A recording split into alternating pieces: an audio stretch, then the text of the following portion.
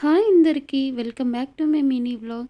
ఈరోజు వీడియోలో రాగి రోటీ ఎలా తయారు చేసుకోవాలో చూసేద్దాం. దానికోసం ఒక ప్యాన్ తీసుకొని 1 కప్ వాటర్ పోసుకోవాలి.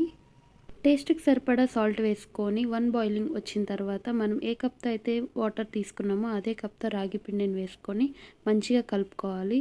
స్టవ్ ఆఫ్ చేసుకొని ఇలా చపాతీ ముద్దలాగా కలుపుకోవాలి మంచిగా. కొంచెం ఆయిల్ వేసుకొని మళ్ళీ ప్రెస్ చేసుకొని ఇలా చపాతీ ముద్దలాగా కలిపి పక్కన పెట్టుకోవాలి.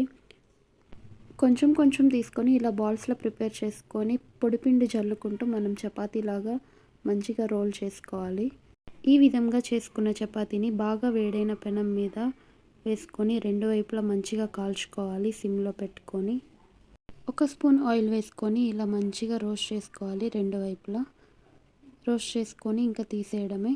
ఈ చపాతీ డైట్ చేసే వాళ్ళకి చాలా హెల్ప్ అవుతుంది. నచ్చితే సబ్స్క్రైబ్ చేయండి. బాయ్.